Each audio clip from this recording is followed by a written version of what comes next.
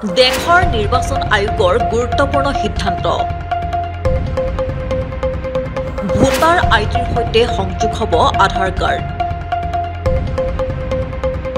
অচিৰেই দেশজুৰি আৰম্ভ হ'ব এই অভিযান ভোটাৰ কাৰ্ডৰ সৈতে এপিক নম্বৰৰ বিতৰ্কৰ মাজতে শেহতীয়াকৈ ভাৰতৰ নিৰ্বাচন আয়োগে দিছে ডাঙৰ নিৰ্দেশনা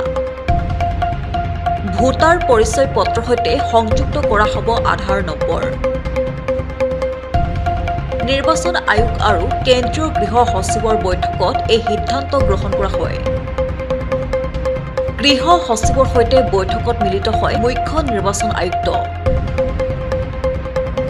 এপিক আৰু আধাৰ সংলগ্নকৰণক লৈ বৈঠকত কৰা হয় আলোচনা নতুন দিল্লীৰ নিৰ্বাচন সদনত অনুষ্ঠিত হৈছিল এই বৈঠকত উপস্থিত থাকে কেন্দ্ৰীয় গৃহ সচিবকে ধৰি বিশেষজ্ঞসকল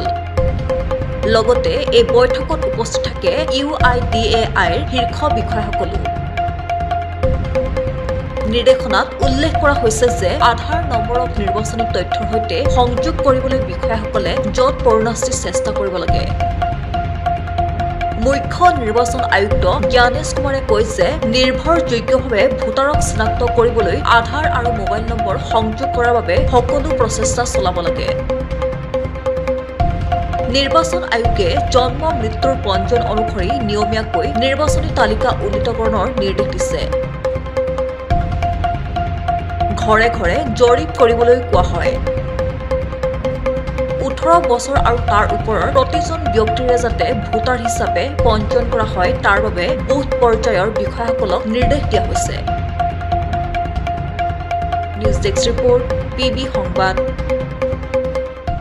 ৰাজ্যৰ সংবাদ জগতত নৱতম সংযোজন আমি খোজ দিম জনতাৰ পক্ষত প্ৰতিটো প্ৰান্তৰ প্ৰতিটো খবৰ পোনপ্ৰথমত আজি সংযুক্ত হওক PB সংবাদৰ সৈতে প্ৰতিটো সমষ্টিৰ পৰা বিচৰা হৈছে সংবাদ প্ৰতিনিধি আজি প্ৰেৰণ কৰক আপোনাৰ CV আমাৰ ইমেইল এড্ৰেছ pbsongbat277@gmail.com আমাৰ হোৱাটছএপ নম্বৰ 6001249592